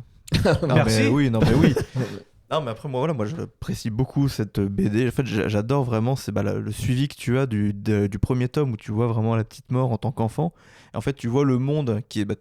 comme tu dis, cynique, mais tu le vois au travers des yeux d'un enfant qui justement essaie de comprendre pourquoi est-ce que c'est comme ça, avec l'évolution de pourquoi est-ce qu'on doit tuer, pourquoi on doit faucher. Enfin, je trouve qu'il y a beaucoup de messages aussi dedans et je trouve que c'est une belle BD quand même. Merci. C'est vraiment des questionnements que j'ai et que depuis mon enfance et que j'ai toujours pas réglé. Après, c'était un peu dur parce que les 3 premiers tomes finalement concluent l'univers et j'étais persuadé de pas faire de suite. Mais il y a 9 tomes, donc j'ai fait des suites. C'est vrai que quand j'ai fini le 3e, je me suis dit, bon, ouais, c'est fini, il n'y a plus rien à dire. Passer. Puis quand j'ai vu que ça continuait, qu'il y avait eu et les héros meurent aussi, et qu'au final ça part un peu dans d'autres sens. Ouais. C'est un bel univers qui continue de perdurer, et franchement. Mais c'est dur bon. maintenant, parce qu'il y a des fans qui connaissent mieux l'univers que moi et qui me disent là, c'est pas possible, parce que tu avais dit que dans la loi de l'univers, ils pouvaient pas faire ça. Et là, je fais merde, j'avais oublié que j'avais dit ça. Ils sont chiants. Et là, je vois juste le Denis Brognard du Palmachot, le nouvelle règle. C'est ça. Mais après, en vrai, mais maintenant, ce qui est fou, c'est que maintenant, l'animé ne suit plus les bandes dessinées parce qu'au début, on adaptait. Donc c'était plutôt facile. C'est-à-dire que je prenais mes BD et vu que mes BD, souvent je les fais à l'impro, du coup, quand je faisais l'animé, je faisais bon, je savais pas que ça allait aller là, mais maintenant que je sais que ça va aller là, je peux amener ce personnage maintenant. Et donc, les saisons étaient faciles à faire. Sauf qu'à partir du moment où on a fait La Petite Morte, la saison 4, là, on est parti d'une BD qu'on a fait en beaucoup d'épisodes, et la saison 5, on a fait, allez, on invente autre chose, quoi. Okay. Donc maintenant, en fait, il y a les bandes dessinées qui réécrivent l'histoire de La Petite Mort, et les animés qui suivent une autre histoire de La Petite Morte. Donc il y a plusieurs univers. Ouais, finalement, La Petite Morte, c'est Halloween. Ouais. Continuons un petit peu ce petit voyage, les amis. J'ai noté qu'en 2018, tu vas créer Bad News. Ouais, je recrée Bad News. Tu recrées Bad News, voilà. Ouais. Et justement, Bad News, c'est un format que tu vas lancer sur YouTube, une sorte d'émission qui a beaucoup évolué. Ouais. Parce que tu commences les premiers épisodes de Bad News où c'est du 4-5 minutes. Ouais. Et maintenant, c'est des épisodes qui sortent entre 20 et 30 minutes. Mais à un moment, avec Thomas, on était passé à 50 minutes. Hein. Ok. En fait, ce qui se passe, c'est que... donc... Ok. 2012-2013, Golden Show à fond, La Petite Mort à fond, tout marche hyper bien. Donc du coup, on commence à intéresser la télévision. Et là, c'est là où ça commence à partir un peu en couille, parce que la télévision, c'est vraiment un univers impitoyable, comme Dallas, référence que seuls quelques vieux auront. Et du coup, ouais, je parlais de toi, Jérôme. Et du coup, on se retrouve là, on se sépare avec Poulpe. Entre-temps, avant, on se sépare, mais aussi parce que avant, on se fait virer dans Kama, donc on a perdu le Golden Show, on a retrouvé le Golden Show, c'est relou, enfin, bref, voilà, Astier, il nous produit plus, donc, tu vois, tu montes les échelons, et Canal te dit, vous allez dans le grand journal, Ah non, on prend 10 minutes à perdre. Et trop de choses, trop de trucs. Du coup, moi, je suis un peu saoulé de cet univers-là. Et ma meuf, qui était ma maquilleuse, me quitte. Donc du coup, tous les sketchs où je me voyais en maquillage et trucs comme ça, plus hyper envie de me voir. En plus, elle travaille avec tous les gens d'internet. Donc quand on me dit, tu veux tourner dans ce sketch? Ouais, mais du coup, ça veut dire que mon ex va me toucher la peau comme ça. Moi, non, hein, non. Et je disparais. Et je mets tout dans la BD parce que La Petite Mort marche en bande dessinée et en dessin animé. Du coup, j'ai plus complètement besoin finalement d'être vu. Donc je m'en vais. Sauf que disparaître 6 mois, 1 an d'internet, c'est en âge de chien, quoi. C'est-à-dire que j'adore cette expression, c'est c'est-à-dire tellement que vrai. je suis parti 7 ans, quoi. Je te jure, c'est ça. Hein. Donc c'est ça du Internet. coup, Hein. du coup, quand je vais un peu mieux, que je suis un peu moins en dépression en 2016, plus personne sait qui je suis. C'est vraiment... et tous les autres... et puis en plus, t'intéresses pas les gens qui ont envie d'avoir des gens qui ont déjà des vues. Donc t'es plus invité, t'es plus là, t'es tout ça. Et donc à ce moment-là, Thomas Combray, qui venait souvent me voir en dédicace pour mes BD, lui, il était hyper motivé, il faisait des vidéos, il était plutôt bon en réa et tout ça, je le motivais. Et lui, il cherchait à quitter son... Il était fromager, donc il voulait plus faire ça. Et enfin, c'est pas parce qu'il voulait plus être fromager, mais il avait des horaires de malade dur, hein. et il se bousillait le dos. Il avait le dos bousillé parce qu'il avait commencé à 15 ans, donc le gars déjà, enfin bon, il avait le dos bousillé, quoi. Et donc il voulait faire de la vidéo et je lui dis, écoute, moi je peux te faire un petit salaire, pas grand chose parce que je le payais avec mon argent, je gagnais avec la BD.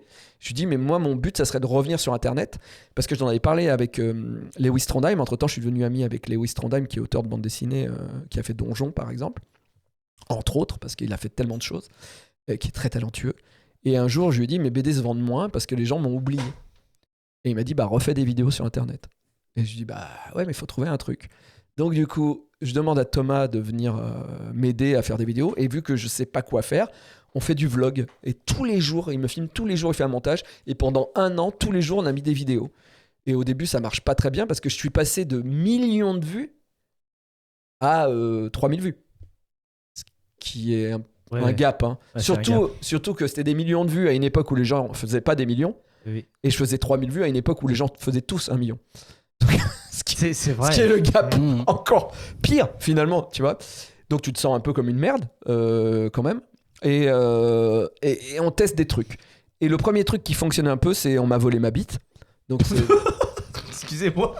C'est que j'avais fait un dessin de bite en 2000 qui s'est retrouvé sur Google Images. Et en fait, je me suis rendu compte en 2017 que tout le monde avait utilisé cette bite. Même aux États-Unis, il y avait des t-shirts avec ma bite.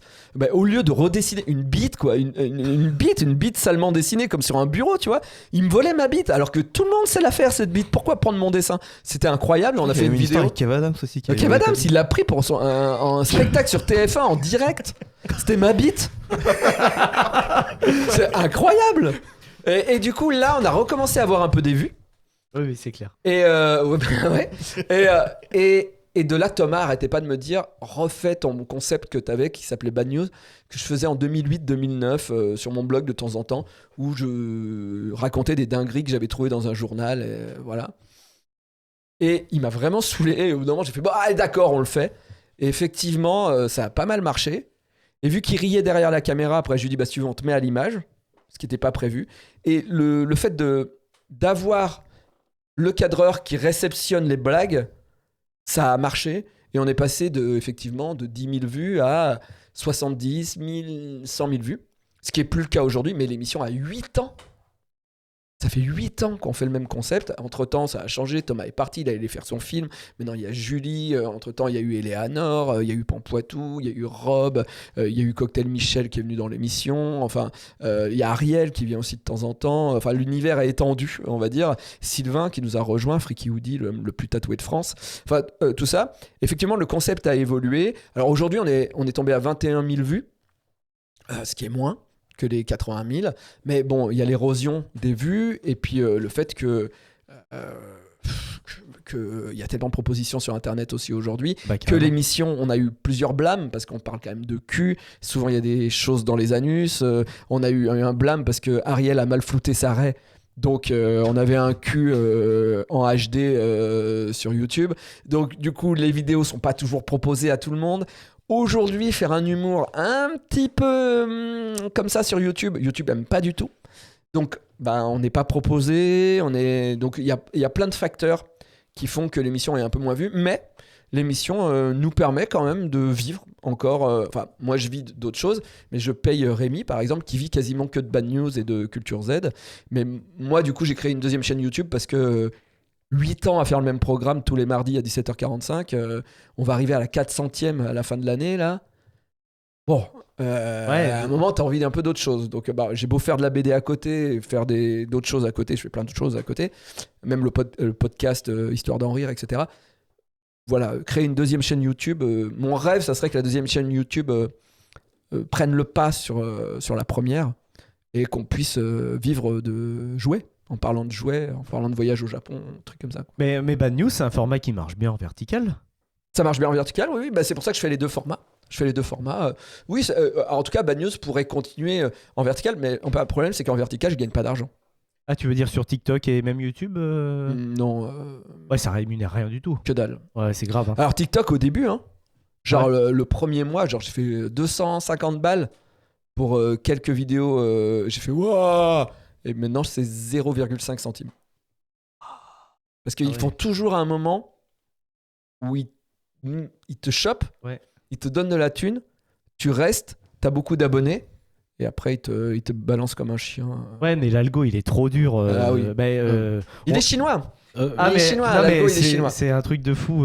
Tu vois, nous, notre podcast, on va parler un peu stats, mais il a beaucoup explosé donc en août. Ouais. On a reçu un Jérémy Covillo et donc ça a marché vraiment très très fort. En 2 vidéos, on a fait 600 000 vues. Ah waouh. Sur TikTok. Et on a reçu Michel Crémades. Et là, Michel Crémades, il nous a décidé carrément de nous blâmer. Genre, je repostais une vidéo de Michel sur TikTok, le compte était supprimé. Ah bon? Ah, je te jure. Mais vraiment, j'ai reçu des messages du type vidéo qui n'est pas dans en fait, entre guillemets, dans les... Ouais, dans les guidelines de l'émission. Totalement. Alors qu'on parle ni de politique, ni de ça. Il fait juste un constat sur le cinéma sur les 2 vidéos. Mais non. C'est peut-être quelqu'un qui vous a... Ah mais je sais pas, parce que franchement les vidéos étaient... On n'avait pas parlé de Canal comme ça. Ouais, mais même pas, tu vois, on n'a même pas parlé de Canal, tu vois. Vincent, salut. Mais ouais, et par contre, justement, même en parallèle de tout ça, Bad News, comme tu l'as dit, ça fait 8 ans que ça existe, c'est énorme. En 2020, j'ai noté, tu vas sortir une fiction qui s'appelle L'Âge de Pierre. C'est en 2020 2019. 2019 ouais. Juste avant le Covid 2019. Oh, bien avant le Covid. Je dirais même 2018, fin 2018. Je crois la sortie, c'est avril 2019. Ouais, mais alors du coup, on a mis longtemps. Du coup, toi, tu l'as mis... On l'a tourné en 2018. Ah, ok, d'accord. Et après, il y a le court-métrage, ouais. Mais, et franchement, cette vidéo, elle est folle. C'est ma dernière vidéo fictionnée avec de l'argent. Ouais, parce que on a eu le CNC. Ouais, le CNC, mais le CNC nous a forcé. Ah, ça, c'est fou, ça. Je vois que le CNC lance en 2016 ou 2017 un truc où il donne de l'argent aux youtubeurs pour faire des fictions. Je rentre mon nom, je vais dans le truc pour voir, en fait. Et je vois qu'il commence à te dire il faut calculer le budget et tout ça. Et vraiment, alors moi, vraiment, j'ai un comptable et ma mère. Avant que l'argent arrive à moi, il y a le comptable et ma mère. Vraiment. Donc je veux pas qu'on me parle de chiffres. Ouais. Et du coup, je vois que je dois faire des chiffres. Donc je ferme le truc et je me dis, je demanderai jamais d'argent parce qu'il faut que je réfléchisse à des chiffres. Et quelques mois après, mon téléphone sonne et bonjour, c'est le CNC. Bonjour. Mais alors, vous avez commencé à remplir un document et vous l'avez pas fini. Ok. Non. C'est pas moi. Tu te dis, c'est un scam le truc, tu vois. Mais c'est dommage quand même, parce que ça serait bien que vous fassiez quelque chose. Oui. Alors, vous savez, là, on a bientôt un truc où une réunion, on voit tout le monde, une commission, on a bientôt la commission, là. Dans un mois, là, on a une commission. Oui. Ce serait quand même sympa qu'il y ait quelque chose à vous qui participe. D'accord. D'accord. Allez, on dit que demain vous avez fait un truc. Mais oui, mais moi, vous savez les chiffres. Bah, ouais, vous demandez à quelqu'un, hein, ça va. Hein. Oh, la prise d'otage. Allez. Et là, j'ai regardé mon ancien coloc Rémi. Je lui dis, je crois que le CNC veut nous donner de l'argent. Et il m'a dit, comment ça veut? Je dis, bah, je crois qu'ils veulent qu'on participe. Et s'ils veulent qu'on participe, c'est parce qu'ils veulent nous donner de l'argent. Enfin, je vois pas autrement. Je pense qu'ils avaient pas assez de gens. C'était le début ou un truc comme ça. Donc, du coup, j'ai appelé un pote producteur. Je lui dis, mec, je suis dans le. Il me dit, moi, je vais te faire ton budget rapido, c'est tout. Et il me dit, c'est quoi ton projet? Je lui dis, je sais pas. Et en fait, le problème, c'est quand j'avais pas. Entre-temps, j'avais pas de projet, tu vois. Et du coup, j'avais le film L'Âge de Pierre que j'avais travaillé avec une boîte de prod pendant 3-4 ans. Et j'avais un scénario de long métrage, quoi. Et j'ai fait, bon, bah. On n'a qu'à dire que ce truc qui était devenu une BD, parce que j'en avais marre de parler avec des gens du cinéma, j'ai fait, bah, on va dire que c'est un court-métrage. Donc, je reprends un bout, je découpe, je fais les premières pages et je demande à mon pote de calculer ça et j'envoie. Je dis, voilà, c'est un court-métrage. Voilà. Puis, je me dis, comme ça, quand la BD va sortir, ça fera la bande-annonce de la BD, quoi. Et bizarrement, on a le CNC. Ce qui est incroyable. J'avoue que j'étais pas très surpris. Vu qu'on m'a forcé finalement à envoyer le truc. Et du coup, ben, après, il a fallu trouver une boîte de prod, etc. Parce qu'à l'époque, j'avais pas ma boîte de prod, ce que j'aurais dû faire avant. Et du coup, ça a été réalisé par Nicolas Nedelec. Et puis bon, moi, j'étais un peu là quand même derrière. Et puis mon équipe habituelle, Rémi, Clément, tout ça. C'est Audrey Pirot que j'avais vu sur ma série Reboot qui est venu jouer. Quel talent, Audrey. Et du coup, ben, j'ai pu réaliser ce truc. Et finalement, c'est plutôt pas mal que ça soit un dernier truc que j'ai réalisé parce que c'est ma vie. Hein. L'Âge de Pierre, c'est vraiment. C'est si mon père était mort au moment où il a fait son infarctus en 2009, je pense que ça aurait été ce qui se passe dans ce court-métrage. Voilà. Et donc la suite est dans la BD. Je vois que vous l'avez sur le bureau, L'Âge de Pierre. Voilà. Il y a toute l'histoire dans la BD, mais. Finalement, le court-métrage se suffit aussi à lui-même. Hein. Après, déjà, le court-métrage, je l'ai trouvé vraiment très très bien. Merci. Vraiment, franchement, ça m'a fait repenser à des périodes justement du Golden Show, pas du Golden Show, mais plutôt de Golden Moustache et Studio Bagel, où c'était des vidéos très bien produites. Et franchement, j'étais en mode, ah ouais, mais ça manque en fait un peu ça à l'heure actuelle sur YouTube. Mais parce que je viens de ce YouTube-là, je viens, on va dire, de toute cette période-là, entre guillemets, du YouTube où la fiction était très importante. Mais ouais, mais par contre, la BD, je ne l'ai pas lu, donc je vais plutôt laisser Gégé en parler. Ouais, on te la prête, il n'y a aucun problème. Ah, mais je veux bien. Mais oui, la BD, elle est folle. Enfin, moi, en 2019, au moment où elle arrive dans mes mains, je suis entre deux deuils et deux ruptures. Et quand j'ouvre enfin les pages et que j'arrive à cette fameuse page 30, donc c'est le moment où il y a où il y a eu la cérémonie, l'enterrement, etc. Et que parle bien dans le micro. Et que enfin donc tu arrives à avoir, enfin le personnage arrive à avoir sa copine, etc. Et là le voilà, c'est terminé et ça va. Oui, je crois. J'ai l'impression que tout s'est passé comme prévu. Et là, je fonds en larmes. Il n'y a plus personne. Tu me laisses tout seul dans mon froc. Je suis obligé. Enfin, je sors. Faut que je m'aère, etc. J'ai dû mettre, je pense, 1 semaine avant de réouvrir la BD. Ah ouais. Ouais. Etc. Et après, là, quand plus tard, on tombe sur à la page 82. Quand il est en colère contre son père dans le bureau, etc. Le fameux Pierre. Son père qui est mort. Voilà, son père qui est mort. Et il lui en veut encore, évidemment. Ouais. Et qui lui dit, voilà, putain, tu ne m'as jamais écouté, tu ne t'es pas mis à ma place, tu t'es pas mis à la place des autres, tu m'as appris qu'à me sentir coupable d'aimer la vie, espèce de salaud, c'est facile d'être mort et de pas pouvoir avoir tort, connard. Enfin voilà, je pensais pas que c'était aussi universel en fait de penser ça de son père.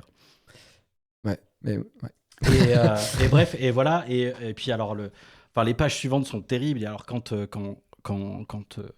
la maman du personnage propose de lui faire un mot d'absence à donner à Madame Lavie. Ouais. Allez, je signe tout de suite quoi. Moins de 1000 albums vendus. Je comprends pas. Parce que c'est comme ça, parce que il y a plein de. Alors, je dis pas que c'est une bonne BD, mais je pense qu'il y a plein de BD qui sont pas lus, malheureusement, et il y a des BD qui sont lus et tu sais pas pourquoi. Le succès de La Petite Mort, pourquoi L'Âge de Pierre, pas de vente, tu sais pas. Et c'est une de mes BD préférées parce que, comme tu le dis, j'ai tout mis dedans. Enfin, il y a tout ce que je ressens de la vie, tout ce que je ressens de la mort, tout ça. On va pleurer tous les deux après. Bah c'est possible. Ouais. Devant un bon Coca zéro, les amis. Ouais, avec un bon et un bon cookie. Et un bon cookie. Mais en plus ça parle. En fait c'est pas que triste L'Âge de Pierre. Non. Ça parle de l'enfance. C'est mon moment préféré de la vie et c'est ça et c'est cette difficulté justement de vivre dans cet âge adulte qui est vraiment trop pourri par rapport à l'enfance, quoi. Ça c'est vrai. Ouais, c'est ça. Le contraste est trop en fait. Ouais. Et puis il y a ce côté aussi toutes les injonctions qu'on reçoit des autres et où on se sent presque honteux de pas y répondre positivement, quoi. Ouais. Et ce père qui a beau être un tyran, mais qui est en même temps ton dieu quand t'es enfant et tu grandis dans son ombre et à tout jamais. C'est ça. Jamais. Ouais. Non mais c'est quand même. Je suis très impatient de la lire. Vraiment, je te le dis parce que déjà moi le court métrage, comme je l'ai dit en off, la petite larme, donc vraiment très impatient. Et en plus, je suis hyper fier d'avoir bossé avec PV Nova et la musique de fin du court métrage. Cette chanson, je l'ai écrite il y a très longtemps. Je pense que c'est mon tube, même si personne la chante, mais c'est vraiment une chanson qui me tient à cœur, qui est vraiment dans l'esprit de L'Âge de Pierre, qui parle de mon père, qui parle de cette difficulté de grandir, et PV Nova a mis une musique dessus qui est magnifique, il la chante hyper bien. Voilà, c'est une chanson que... Et puis même, j'ai trouvé le générique tellement beau, tu sais, même visuellement, parce que le bonhomme ce Lego qui tombe, et finalement quand t'arrives à la fin, il est brisé, parce que son père vient de mourir, quoi. Ouais. Ça, j'ai trouvé ça magnifique. Bref, je vous conseille en tout cas, c'est sur ta chaîne, vraiment, L'Âge de Pierre. Et puis la BD est toujours dispo, clairement. Faut la commander, par contre, croyez-moi, parce que elle est pas trouvable tout de suite. Autant La Petite Mort tu vas trouver, autant L'Âge de Pierre c'est chaud. J'ai 3 BD que j'aime beaucoup et auxquels je croyais éperdument et qui se sont pas vendus. Et vraiment, je suis dégoûté. C'est L'Âge de Pierre, Dieu n'aime pas papa. Et l'autre, qui est plutôt comique d'ailleurs, c'était la série qu'on devait faire après Nerds, qui s'appelle Les Sous-Vivants. Et la BD, elle est drôle, je pense, mais pareil, moins de 1000 ventes. Passer sous les radars. Passer sous les radars. Quel dommage, mais en tout cas, on en parle et on lui fait honneur. Ça marche. Tu vas aussi quand même apparaître au cinéma, sur le grand écran. Quelques apparitions, mais j'avais envie qu'on en parle vite fait. Des courtes apparitions à chaque fois. Mais dans Le Visiteur du Futur, pour le caméo, c'est historique. La fanfic, la web-série française qui devient au cinéma, c'était limite obligé que vous soyez dedans, honnêtement. C'était pas obligé, mais en tout cas, François nous a laissé apparaître. Même pour nous, le public, c'était honnêtement, on s'attendait à votre caméo. J'ai noté la scène d'intro de Bonne Conduite que nous on a parlé dans l'émission qui est magnifique. Et puis c'est ce que je t'avais dit en sortant du cinéma. J'ai vu, c'est bon. Davy Mourier, première victime, c'est bon, allez hop, je suis conquis, je me laisse aller dans le film, quoi. J'ai plus besoin, en plus, je sais même pas si t'as le permis de conduire. Ah si, alors le seul truc de vrai là-dedans, c'est que j'ai le permis de conduire. Ok, d'accord. Parce que je n'ai jamais fumé de ma vie, je n'ai jamais bu d'alcool de ma vie, et je ne sais pas chanter. Et je suis là pendant 2 minutes, il m'a dit, t'es bourré, tu fumes une clope et tu chantes une chanson, et j'ai fait, c'est... pour un premier rôle au Cinoche comme ça, tu sais, ou parler et tout, j'ai fait c'est dur. Et t'es un chauffard, tu conduis comme à tombeau ouvert, quoi. Et donc incroyable. Mais surtout, t'en as parlé, tu vas jouer dans le film de Thomas Combré. Oui. Alors j'ai joué. T'as joué, tu as joué en 2024. J'ai cru que j'avais un... quand il a dit tu vas jouer, j'ai fait il y a un autre film là. Il y a un autre film de prévu. Non, mais c'est CNC encore, on va me forcer. Thomas m'a donné un rôle dans son film. Et donc qui lui actuellement est sur sa chaîne YouTube, Mourir en notre mourir. Est-ce que tu peux nous parler un petit peu de ce projet? C'était vraiment son rêve à Thomas Combré de faire un film. Thomas, il voulait faire un long métrage avant ses 30 ans. Je crois qu'il l'a fait lors de ses 30 ans. Donc achievement, je crois, on peut dire ça. Il a fait ça en crowdfunding. Il a coécrit le film avec Anaïs. Et en fait, c'est c'est un film à la fois drôle, mais pas que, assez violent. On va dire, il y a un petit côté, c'est arrivé près de chez vous, mi-humour, mi-dérapage, on va dire. Et voilà, et il a pu diffuser son film dans pas mal de cinémas en France. C'est toujours pas fini, hein. Il y a toujours le crowdfunding qui court pour les Blu-ray, etc. Là, il a sorti pour les gens le making-of. Voilà, et puis il s'est fait plaisir, et je pense qu'il a fait plaisir à plein de gens d'ailleurs. Carrément, voilà. Carrément, parce que on a un petit extrait, vous allez le voir, hein, il y a du beau monde dans ce film. Hein. On va faire le plus grand film de tous les temps.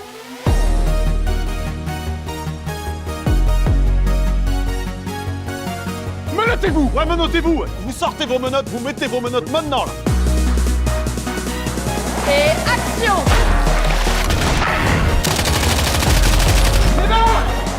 Il est où, William? Quelqu'un l'aurait pas tué sans faire exprès. Sans faire exprès, non mais quand même. On tue pas quelqu'un sans filmer, c'est débile. Bah oui.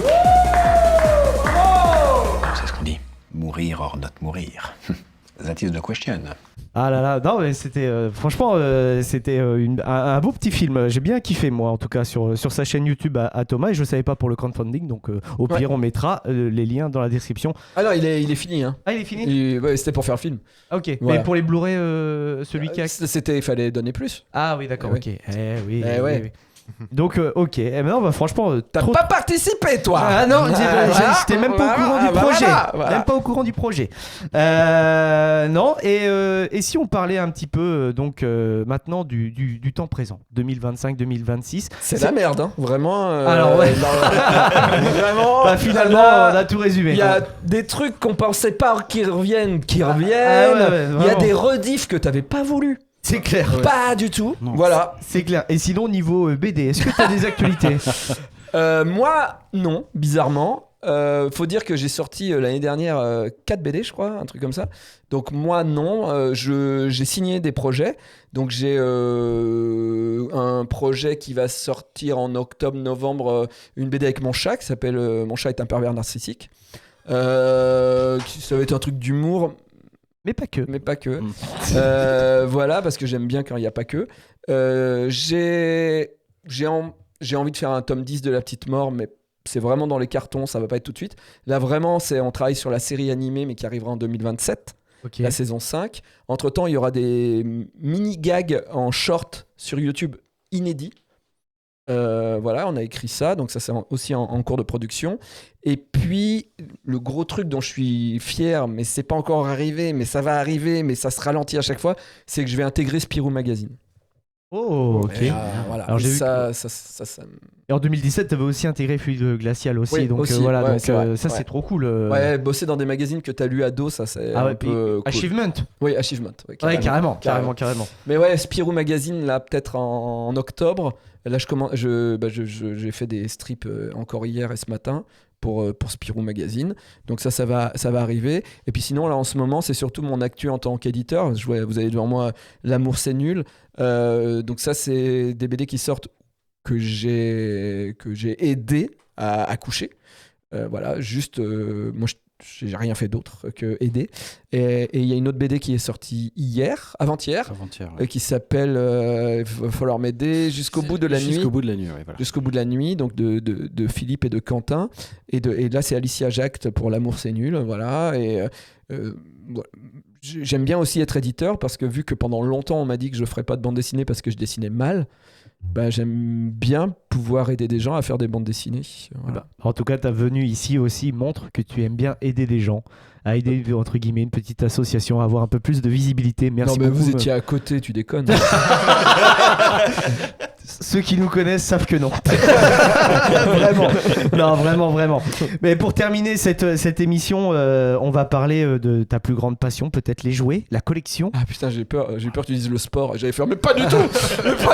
Pourquoi non, même pas. Ah ouais, les jouets, allez. Et en fait, ça découle aussi de La Petite Mort, puisqu'avec le site Turbo Kid. il y a les jouets qui sont sortis à l'heure actuelle. Là, on a un petit extrait entre guillemets des jouets, de la conception, tout ça là qui se sont faits. Comment ça s'est fait justement cette collab? C'est Turbo Kid qui m'ont contacté. On a déjà, je les avais reçus dans l'émission. Enfin, Matt, qui est concepteur de jouets incroyables, je l'avais reçu dans mon émission Culture Z pour parler du Goldorak et le buste de Goldorak qui était trop beau qu'il avait fait. Après, lui, c'est lui qui a refait le Goldorak en plastique qu'on avait dans les années 80. La nouvelle version, c'est lui. On a discuté. Il m'a dit, moi, je voudrais trop bosser avec toi, et il m'a fabriqué un pins de la petite mort. Donc on a bossé ensemble, j'ai vu qu'on s'entendait bien, et puis après avec Thomas il a lancé Turbo Kid, donc Papa Blender, ils ont lancé Turbo Kid, et du coup un jour ils m'ont dit, est-ce que tu voudrais faire des jouets de la petite mort? Et je suis bah oui, enfin carrément, tu vois, et ils ont fait un truc incroyable parce que ils gagnent pas beaucoup d'argent avec ça, voire ils en ont peut-être perdu. Ah ouais, c'est marrant parce que je trouve que c'est vachement dans l'air du temps. Ah oui, non, mais le côté blind box, mais etc. Là, on commence à les vendre. Donc, j'espère qu'ils vont rentrer dans leurs frais. Mais c'est juste que la conception, le temps, enfin, il a mis une énergie, il a refait les trucs et tout ça. La figurine collector. Donc, toi. Moi mort, qui est en 2 parties, il m'a dit, on est con. Rien que la conception de cette figurine coûte plus cher que la box totale. Ou un truc comme ça. C'est-à-dire qu'il m'a dit on n'aurait jamais dû le faire. Et il m'a dit mais elle est tellement bien. Ah, elle est magnifique. Mais par contre, alors, question toute bête, cette figurine, le taux de drop pour l'avoir est de combien? Je sais plus. Je peux pas te le dire là, mais il est horrible. Oh là là. C'est parce que honnêtement, une sur vraiment je sais pas combien. Aïe. Et a priori t'as pas la petite morte quand tu as ce personnage. Quand tu achètes par exemple ton display, il n'y a pas la petite mort. Si t'arrives, si t'as pas la petite morte, t'as mon moi mort. Ah, par contre, si dès la première t'achètes le display, tu déballes la petite morte, a priori t'as pas le. Ah ouais. Pas de Davy Mourier dans votre boîte. Non, c'est ça. Les loulous. Ouais. Non, franchement, c'est super idée. C'est super beau ce qu'ils ont fait. Et puis c'est super génial. beau, ouais, carrément. Ah ouais. Carrément. Pour terminer, quand j'ai mon petit mot de conclusion, les amis, est-ce que je vous laisse la parole? Donc, si vous avez des questions à Davy, n'hésitez pas. Pas trop dur. Hein. Là, les figurines, c'est des figurines à collectionner du coup? Ouais, c'est ça. Enfin, c'est des blind box. Donc, du coup, tu peux acheter une. Et donc là, tu sais pas ce que tu vas avoir. Si tu achètes la box complète, tu as les 6 figurines a priori. Sauf qu'il y a vu qu'il y a une rare, du coup, tu n'as peut-être pas la petite morte si tu as moi. Mais voilà, elle est rare. Vraiment, il n'y a pas beaucoup. Quoi. Un peu comme les cartes à collectionner. Exactement. Ouais. Okay. Donc, très dans l'air du temps. Ouais. Voilà. Lulu, pas de questions, c'est très bien. T'as passé un bon moment? On t'a pas entendu. Ouais, voilà. Okay. Non, merci pour tout, Davy. Moi j'ai l'impression en fait d'enfin rencontrer un vieux cousin que j'ai pas vu depuis longtemps, avec qui je sais que je peux déconner et avec qui je peux pleurer aussi. Et ces gens-là, ils sont précieux, quoi. En plus, un cousin qui a pris Ayori et aussi un autre cousin de ta famille. C'est ça. C'est comme Régis Robert. C'est ça. Moi franchement les amis, c'était une super émission. Je voulais encore te remercier David d'avoir fait le déplacement pour nous. Tu déconnes, c'était à côté. Je vais remercier une personne grâce à qui sans cette émission n'existerait pas, Marie. Marie, merci entre guillemets d'avoir fait l'intermédiaire entre moi et Davy au départ pour la création de cette émission. Je te remercierai jamais assez. Je remercie le staff de Chemical, Sébastien pour les photos. J'ai vu que tu t'étais bien amusé. Donc ça va être très très beau. Il a pris des trucs et il les a mis devant. T'as vu? Ouais. Il faisait comme ça c'est sa signature. Et là, je me suis dit, il voit rien. Et tu vas rire, mais les photos sont magnifiques souvent avec son petit prisme. Et Esteban et Maxime, en tout cas, à la réalisation. Davy, merci encore. Merci à vous. Tes réseaux sont dans la description, mais honnêtement, c'est un peu drôle de mettre les réseaux de quelqu'un qui en a quasiment 10 fois plus. Ce qu'il y a de bien, c'est peut-être pas dessus sur le réseau, mais si vous voulez découvrir L'Âge de Pierre ou Dieu n'aime pas papa, allez-y. Ah mais carrément. C'est des BD que j'aime et voilà. Et j'espère qu'elle soit lue. Et j'espère honnêtement que tu as passé un bon moment avec nous et qu'on a essayé au mieux. Ça va. Bon, j'ai alors, bien aimé le cookie, il y a du flan qui m'attend. Ah oui, absolument. Et écoutez les amis, je vous dis à très très vite en tout cas sur cette chaîne YouTube pour du cinéma ou une nouvelle découverte. Je vous fais des gros bisous et on se dit à très très vite. Ciao. L'émission est finie, tu peux changer de vidéo. Par contre, oublie pas de t'abonner, ça leur donnera de la force à ces petits branleurs. Ciao.